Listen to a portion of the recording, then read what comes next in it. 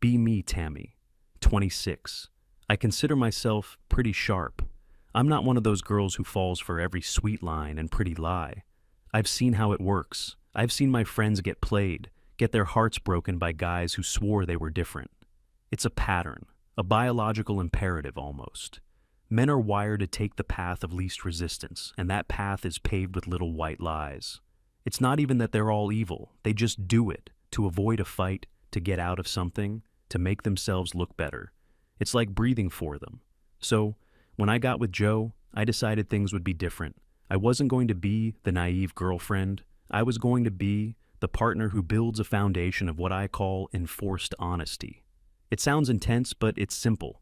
It's about creating an environment where lying isn't an option because everything is out in the open. Joe is a good guy, really. He's kind, he works hard, he's handsome. But he's still a man. The potential is always there. My best friend thinks I'm a genius. She's always telling me she wishes she had my strength to lay down the law. She says I'm building a relationship that can actually last because it's not based on fantasy. It's based on facts. Our system worked well for the first year or so. It was a process of conditioning, I guess. At first, he was a little defensive. He'd say things like, "Why do you need to know all this?" Or, "Can't you just trust me?" I'd always explain it calmly. It's not about a lack of trust. It's about actively building it.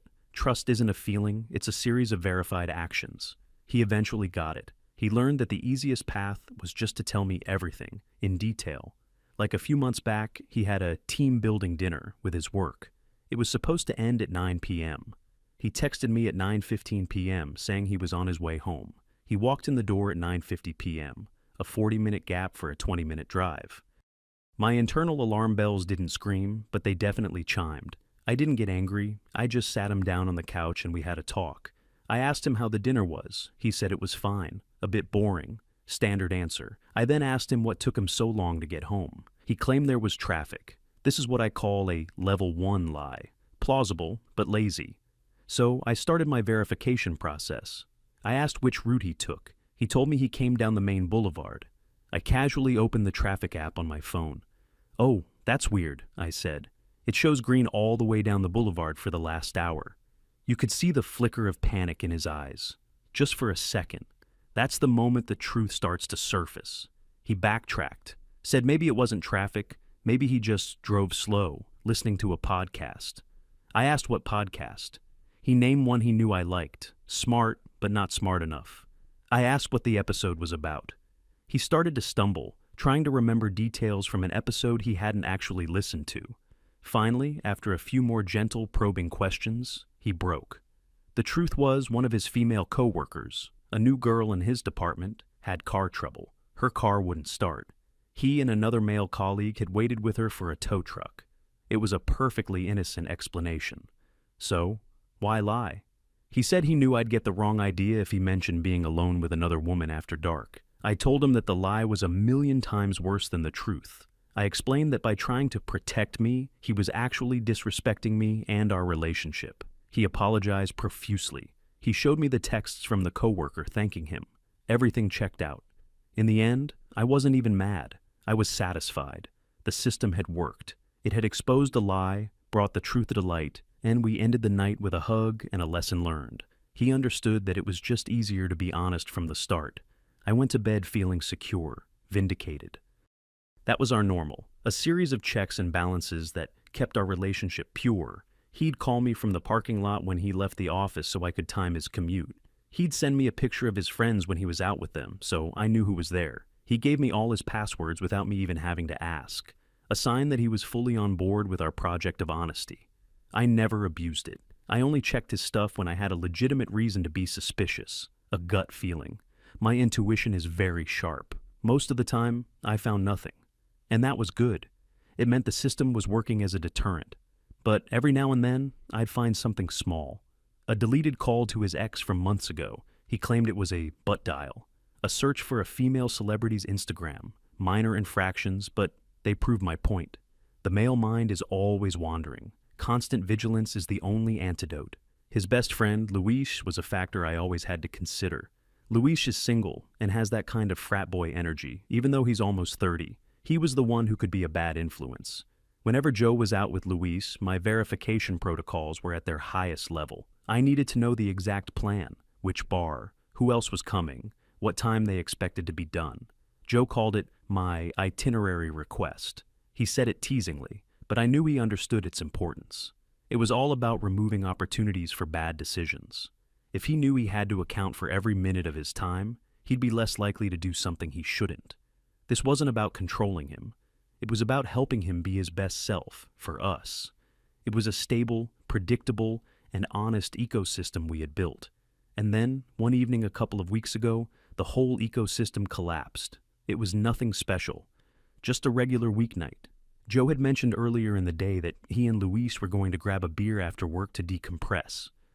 A project they were on had been a nightmare, and they needed to vent. Fine by me. I gave him the usual rundown. Okay, have fun. Just don't be out too late. It's a work night. Text me when you get there, and text me when you're leaving. He agreed, said he'd probably be home by 10 p.m. At 7:30 p.m., I got the "made it to the bar" text. Good. At 9:45 p.m., I sent a text. Thinking of heading home soon? No reply. 10 p.m. came and went. Silence. 10:15 p.m. I called him. It went to voicemail. Now the alarm bells weren't just chiming, they were ringing. This was a breach of protocol, a big one. My mind started racing through the possibilities. He wasn't in an accident, his phone was on. So, he was ignoring my call. Why? The only reason to ignore a call from your girlfriend is if you're with someone you don't want her to know you're with. The story wrote itself in my head. They met some girls at the bar. He's trying to play it cool. He's being the fun guy for his single friend Luis. My heart started to beat faster, a mixture of anger and a weird sense of excitement. The thrill of the chase. I knew I'd get the truth out of him. He walked in the door at 10:47 p.m. I was sitting on the couch, phone in my hand, ready. I had my calm, therapeutic voice prepared. He looked tired. He dropped his keys in the bowl by the door.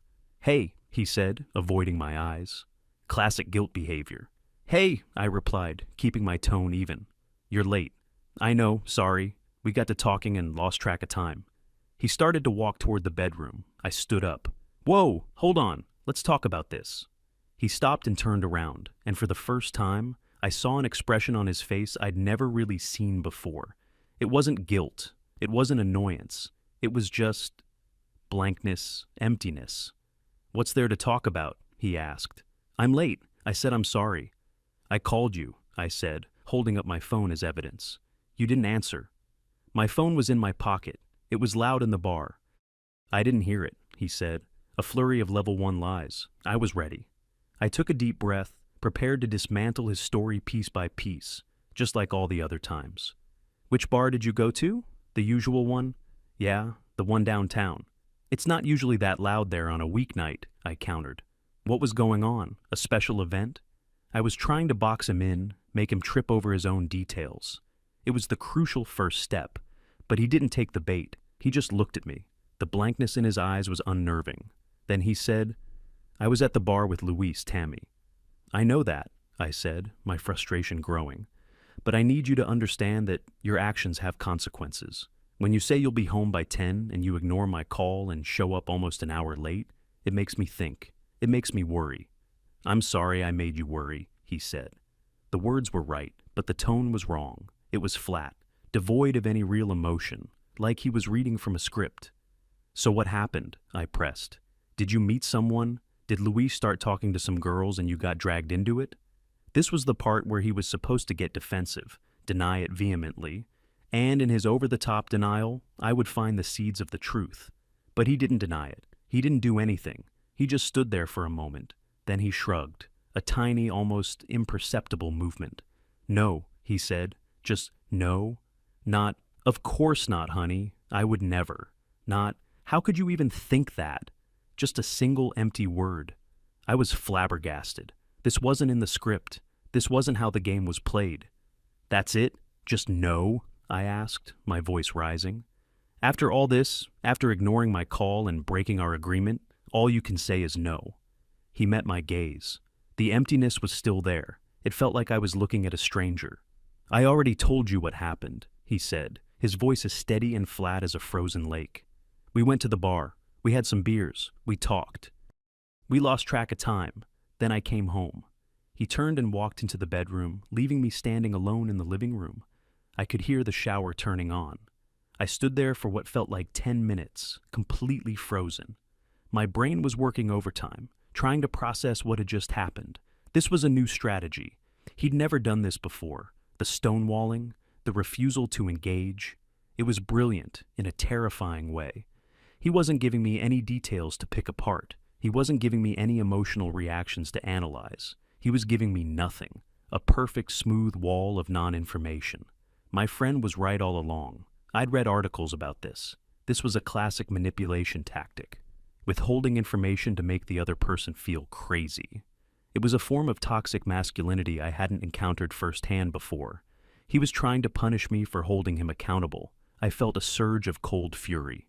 Oh, he wanted to play games? Fine. I knew how to play. I went to bed that night feeling a strange mix of fear and resolve. He had changed the rules of the game, but I would learn the new ones. I would find the truth. I always did.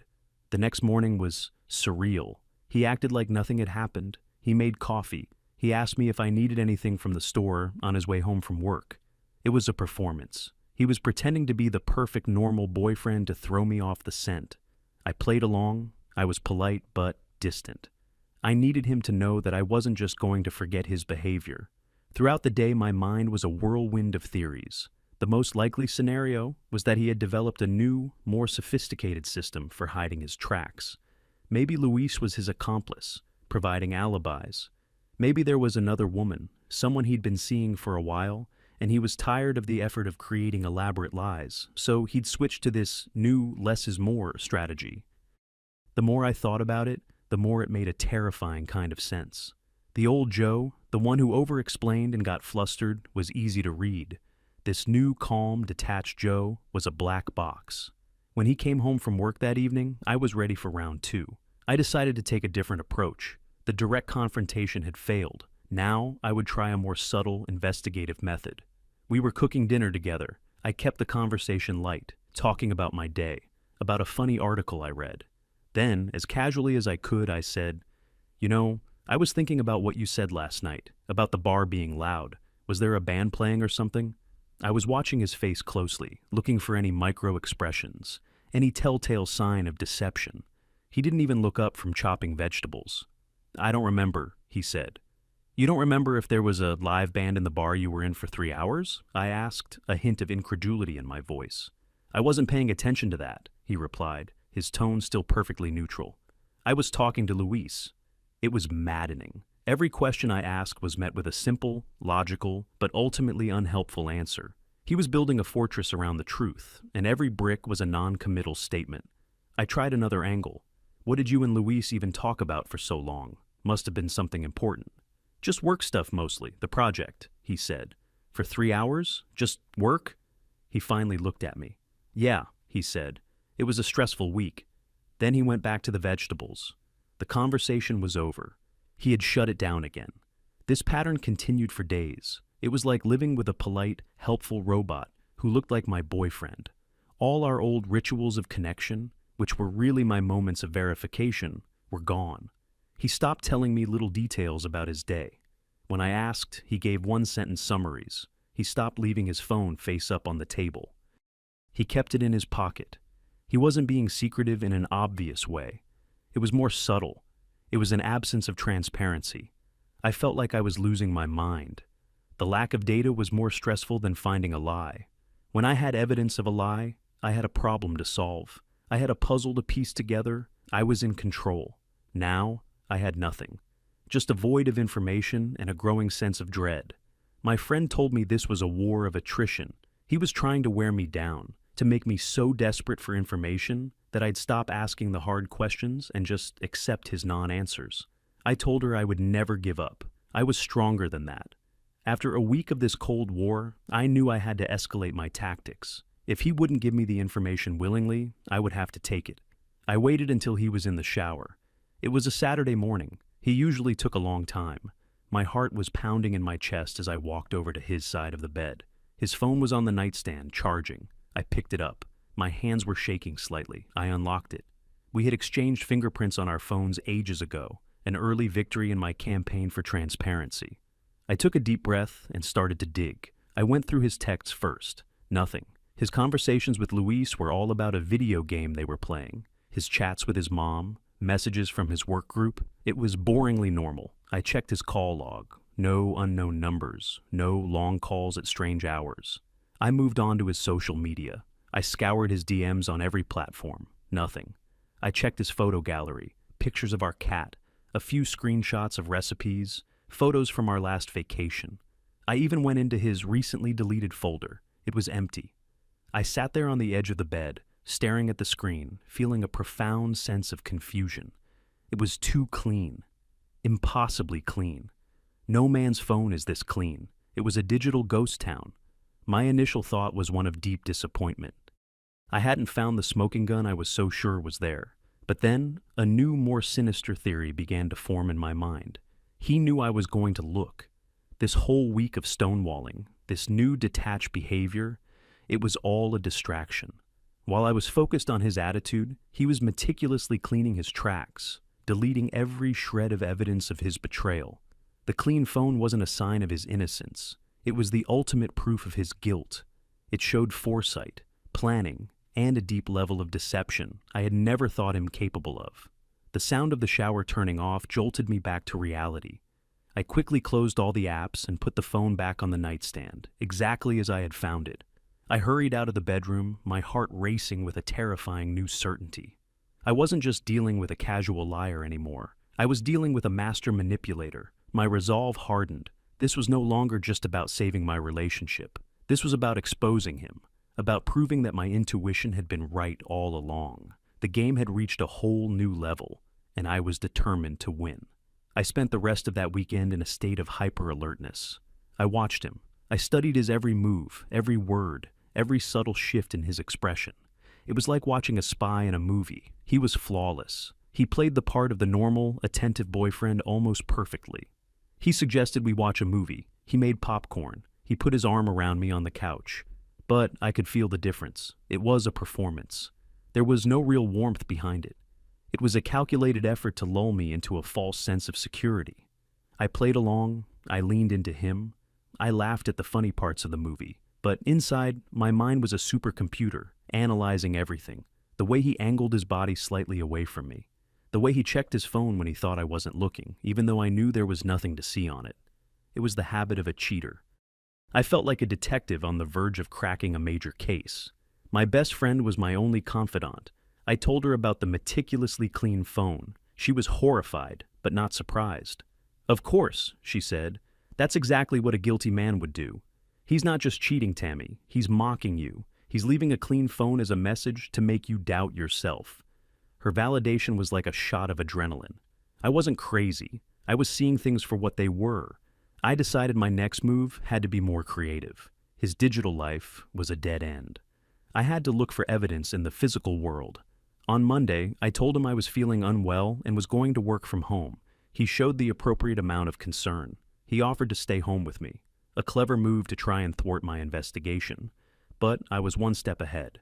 I insisted he go to work, that I just needed to rest. As soon as I heard his car pull out of the driveway, I launched Operation Deep Clean. I started in our bedroom. I went through his drawers, his closet. I checked the pockets of every pair of pants, every jacket. I found nothing but old receipts and lint. I looked under the mattress, behind the headboard. Nothing. I moved to his car. I spent a full hour searching it. I looked in the glove compartment, under the seats, in the trunk. I even checked the spare tire well. I found a few stray French fries and an old map. It was another dead end. I came back inside, feeling a fresh wave of frustration. He was good. Incredibly good. I sat at the kitchen table, trying to think like him. Where would he hide something?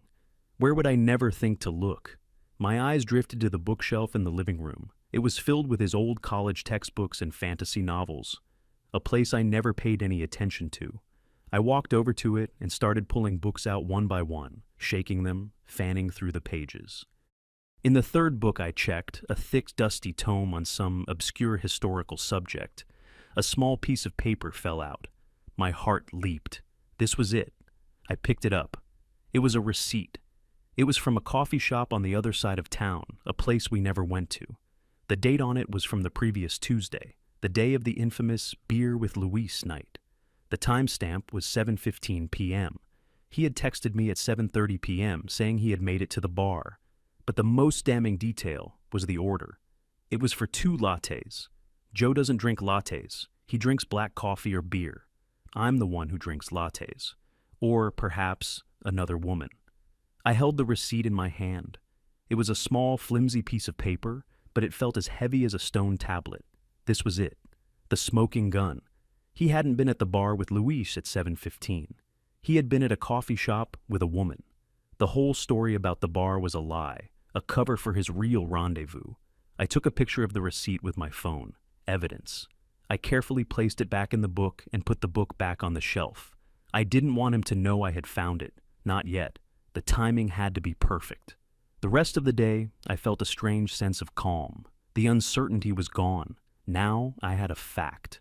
A hard piece of evidence that he couldn't explain away with a one-word answer.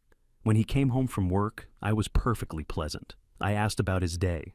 I didn't let any of my discoveries show on my face. I was going to let him dig his own grave a little deeper before I buried him in it. A few days passed. I waited for the right moment. I wanted to confront him when he was relaxed, unsuspecting. Friday night seemed perfect. We had ordered a pizza. We were sitting on the couch, watching a show. It was a picture of domestic tranquility, a complete lie. During a commercial break, I turned to him with a curious expression. "Hey, random question," I said, my tone light and breezy. "You know that coffee shop, The Grind, over on the west side? Have you ever been there?" I saw it, a flicker, a tiny, almost imperceptible tightening around his eyes. "I don't think so," he said, turning his attention back to the TV. "Why?" "Oh, a coworker was just telling me they have the best lattes," I said. "I was thinking we should check it out sometime." "Sure," he said, his voice a little too casual. He was lying. He knew exactly what place I was talking about. I let the topic drop. I had planted the seed. Now I would let it sprout. The next step in my plan involved Luis. He was the accomplice. He had to be. His text message, forwarding my query to Joe, was proof that they were in this together. I had to find a way to break their alliance. I knew Luis was proud of his car.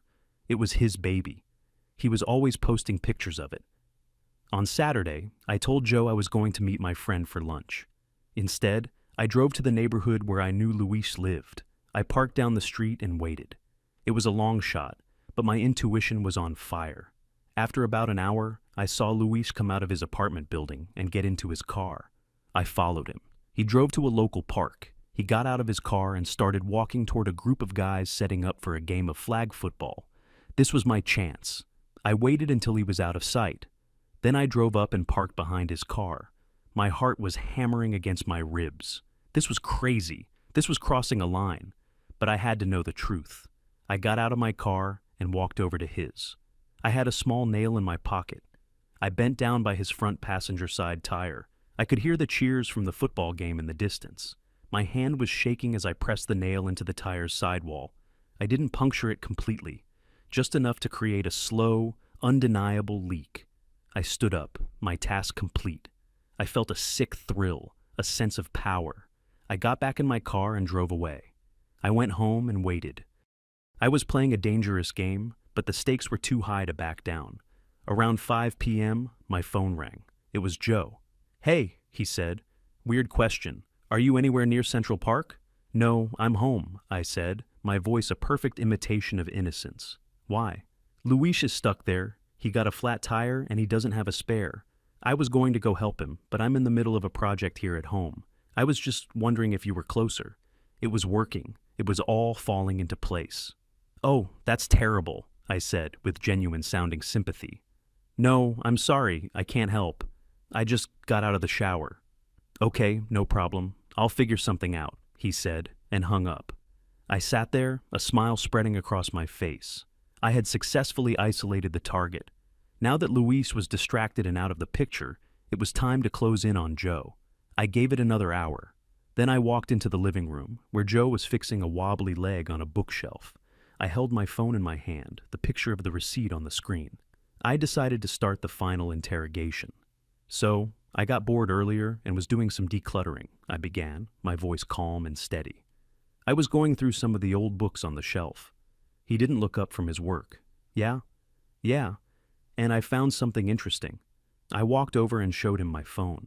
He glanced at the screen. He saw the receipt. He stopped what he was doing. He slowly stood up and looked at me. The blankness was gone from his eyes. It was replaced by something else, something I couldn't quite read. It wasn't anger. It was more like disappointment. "You went through my things," he said. It wasn't a question. It was a statement of fact. "I was looking for the truth," I shot back, feeling a surge of righteous power. "Something you've been refusing to give me." He looked from the phone back to my face. "And what truth do you think you found, Tammy?" "I found proof that you're a liar," I said, my voice trembling slightly with the force of my conviction. "You weren't at the bar with Luis that night. You were at this coffee shop, with someone else, someone you bought a latte for. I had him. He was cornered. There was no way he could talk his way out of this one. I waited for the confession, the apologies, the begging. He was silent for a long moment. He just looked at me. Then he let out a long, slow sigh. It was the sound of a man completely and utterly defeated. "You're right," he said softly. My heart skipped a beat. This was it. "I was at that coffee shop," he continued, his voice heavy with resignation. "And I did lie about it." "Who was she?" I demanded, the name a burning question on my tongue. He shook his head slowly. "It wasn't a she," he said. "I was meeting with a headhunter." I stared at him, confused. "A what?" "A recruiter," he explained. "For a new job. The initial meeting was supposed to be a secret. I didn't want to tell anyone, not even you, until I knew if it was a real opportunity. I didn't want to get your hopes up for nothing." I was speechless. A job interview? "The latte?" I stammered. "You don't drink lattes." "I know," he said. "I was nervous. I saw it on the menu and just ordered the first thing I saw. I didn't even drink it." The story was plausible.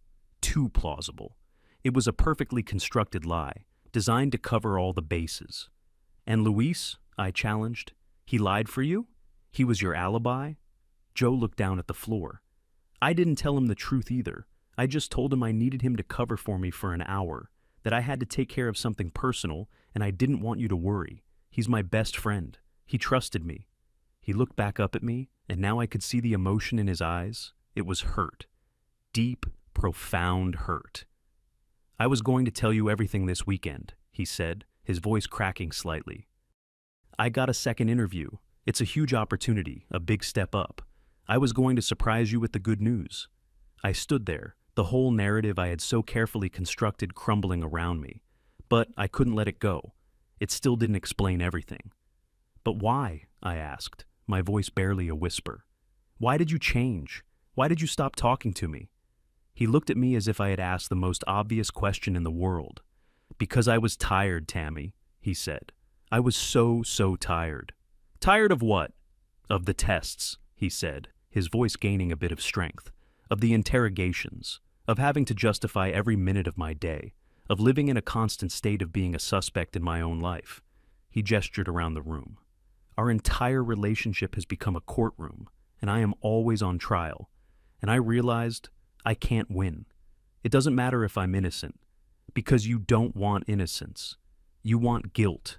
Your whole system is designed to find it, even if it has to invent it." He picked up a screwdriver from the floor. That night, when I came home late from the bar, I really did just lose track of time talking with Luis after my meeting. And when you started questioning me, I just couldn't do it anymore. I didn't have the energy to present my case, to provide a mountain of evidence to prove something so simple. So I just stopped, he said. I decided to stop explaining myself. I wanted to see what would happen if I just told the simple truth, without all the decorations you require. He looked directly into my eyes. And now I see. What happens is this. You tear apart my life, you go through my private things, you vandalize my friend's property. My blood ran cold. "What are you talking about?" "Luis called me when he was waiting for the tow truck," Joe said, his voice dangerously quiet. "He found a nail in his tire, a clean puncture in the sidewall. He said it looked deliberate. Funny, isn't it? The timing of it all." I had no words. I couldn't deny it. The truth was written all over my face. A tear rolled down his cheek. Just one. I lied about meeting a recruiter to avoid one of your interrogations, he said. But you did all of this because you enjoyed the interrogation itself. He looked at me one last time with a look of finality and pity. You don't want an honest man, Tammy, he said. You want a man who is constantly confessing, and I have nothing left to confess. The silence in the room was absolute. It was so quiet I could hear the hum of the refrigerator. His words hung in the air between us, heavy and sharp. You want a man who is constantly confessing. The accusation echoed in my head. It was absurd. It was the opposite of what I wanted. I wanted a man who had nothing to confess because he was honest from the start. But looking at his face, at the raw pain and exhaustion in his eyes, I felt a crack form in the foundation of my certainty. I opened my mouth to defend myself, to explain, to tell him he was wrong, that he was twisting everything. I wanted to tell him that all my actions, as extreme as they might seem, were born from a desire to protect us, to build something real, but no words came out. What could I say? He knew about the tire. He knew I had systematically dismantled his privacy. He saw my actions not as a desperate search for truth, but as a cruel and obsessive game. I started, but my voice failed me. He didn't wait for me to finish. He turned away and went back to the bookshelf, his movements slow and deliberate. He wasn't yelling. He wasn't throwing things. That I could have handled. An angry fight would have been familiar territory. It would have been a battle I knew how to wage. This was worse. This was a quiet, final judgment. He picked up his tools and put them back in the toolbox, snapping it shut with a click that sounded like a gavel. He walked past me and went into the bedroom. I didn't follow. I just stood there, rooted to the spot in the living room, feeling the room tilt on its axis. I heard drawers opening and closing, the soft sound of clothes being folded, the zip of a duffel bag. The sounds were so mundane, so normal, but they were the soundtrack to the end of my world. He was leaving. It was actually happening. A wave of panic, cold and sickening, washed over me. No, this wasn't how it was supposed to end. The plan was for him to break down, confess his infidelity, and then we would work through it. I would be hurt, but I would be magnanimous in my forgiveness. Our relationship would be stronger, rebuilt on the ashes of his lies. But he wasn't confessing to infidelity. He was accusing me. He had flipped the entire script. He walked out of the bedroom a few minutes later, with a bag slung over his shoulder. He didn't look at me. He walked to the front door and picked up his keys from the bowl. The reality of the situation finally hit me with the force of a physical blow. "Wait," I said, my voice hoarse. "Joe, wait. You can't just leave." He stopped, his hand on the doorknob, but he didn't turn around. "What do you want me to do, Tammy?" he asked, his back still to me. "Stay here and wait for the next test? Wonder what you'll do next time I'm 5 minutes late? Worry that you're going to call my boss to verify my lunch break?" "It won't be like that," I pleaded, taking a step toward him. "I understand now. I went too far. I can change." He finally turned to face me. The look on his face was one of profound sadness.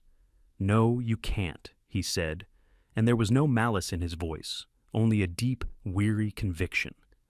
"This isn't just something you do. This is who you are. You see the world as a hostile place full of liars, and you think the only way to survive is to be the chief interrogator." "That's not true," I sobbed, tears finally starting to stream down my face. "Isn't it?" he asked gently. "Think about it. In our entire relationship, has there ever been a moment where you've just trusted me without needing proof, without a nagging feeling that there was something more you needed to uncover?" I tried to think of one, but I couldn't. Every memory of trust was attached to a verification that had cleared him.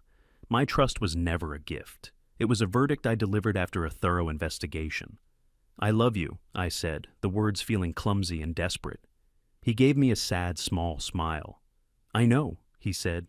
"That's the craziest part. I think you actually do, but your love feels like being in a cage, a very well-monitored, secure cage, but still a cage." He opened the door. The hallway light spilled into our dim living room. "Where will you go?" I asked, my voice small. "I'll stay with Luis for a while," he said. "He probably won't be too happy about it when I tell him what you did to his car, but I think he'll understand." The mention of Luis was like another twist of the knife. I had tried to isolate Joe, and in the end, I had only succeeded in isolating myself. I had one last card to play, one last-ditch effort. "So, what about the job?" I asked. "The new opportunity? You're just going to throw that away?" I thought maybe the shared dream of a better future could pull him back. He looked at me, and for the first time, a flicker of something hard, like steel, appeared in his eyes. "The new job is in another city," he said quietly. The floor dropped out from under me. "I was going to ask you to move with me," he continued. "But how could I? How could I ask you to come to a new city where you know no one, where you would have no one to rely on but me, the person you are fundamentally incapable of trusting?" He shook his head. "It wouldn't be a new start for us. It would just be a new, smaller prison for you to patrol." He didn't say anything else. He just looked at me for a second longer, a look that I would replay in my mind 1,000 times. It was a look of goodbye. Then he turned and walked out, closing the door softly behind him. I stood there in the empty apartment, listening to his footsteps fade down the hall. I didn't cry anymore. I was numb. I walked over to the couch and sat down. The pizza we had been eating was still on the coffee table, half eaten. The TV was still on, playing some mindless sitcom with a laugh track. It felt like a scene from someone else's life. I thought back to the beginning, my system, my project of enforced honesty. It had all made so much sense in my head. It was logical. It was scientific. It was designed to prevent the very heartbreak I was now experiencing. My methods were supposed to expose the liar. But what if there was never a liar to begin with? What if I had taken a good, honest man and put him under so much pressure, subjected him to so much suspicion, that I had forced him to lie just to get a moment of peace? The lie about the headhunter? He did that to avoid the inevitable interrogation. A lie born not of deceit, but of exhaustion. And when he got tired of even that, when he decided to just stop playing the game, I hadn't seen it as a move toward honesty. I had seen it as a declaration of war. I had been so obsessed with searching for his toxic behavior that I had been completely blind to my own. My friend's voice echoed in my head, all her validation and encouragement. "You're a genius, Tammy. He's mocking you." It's a war of attrition. She wasn't my confidant. She was my echo chamber. She had cheered me on as I drove my own relationship off a cliff. I picked up my phone to call her, to scream at her, to blame her. But I stopped. It wasn't her fault. It was mine. I was the one who had flattened a human being into a theory. I had stripped him of all nuance and complexity and turned him into a walking, talking stereotype. Man, the liar. And when he refused to play the part I had written for him, I had destroyed everything to try and force him back into that role. The truth wasn't that he had broken me by telling the truth. The truth was that I had broken myself with my own lies. The lies I told myself about control and trust and what it really means to love someone. I sat there in the dark for a long time. The laugh track on the TV kept playing, a hollow, mocking sound in the crushing silence of my new reality. I had won. I had finally found the truth. The truth was that I was completely and utterly alone.